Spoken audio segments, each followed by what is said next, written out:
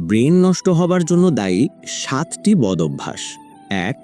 সকালে নাস্তা না করা। সকালে নাস্তা না করলে ব্রেন ঠিকমতো কাজ করতে পারে না, মাথা ঝিমুনি দেয়, মনোযোগ কমে যায়।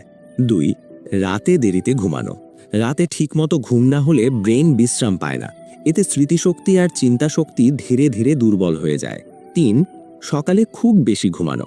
অতিরিক্ত ঘুমও ভালো না, এতে শরীর অলস হয়ে যায়, মাথাও ঠিকমতো কাজ করে না। ৪.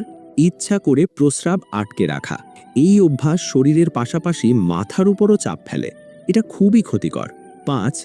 বেশি মিষ্টি জাতীয় খাবার খাওয়া। অতিরিক্ত মিষ্টি ব্রেনকে ধীরে করে দেয়, মনোযোগ কমে, চিন্তা ভারী লাগে। ৬. খাবার সময় মোবাইল বা টিভি দেখা। খাওয়ার সময় মন অন্যদিকে থাকলে ব্রেন ঠিকভাবে খাবারের সিগন্যাল পায় না, এতে হজম আর মন দুটোই ক্ষতিগ্রস্ত হয়। ৮. মাথায় ক্যাপ বা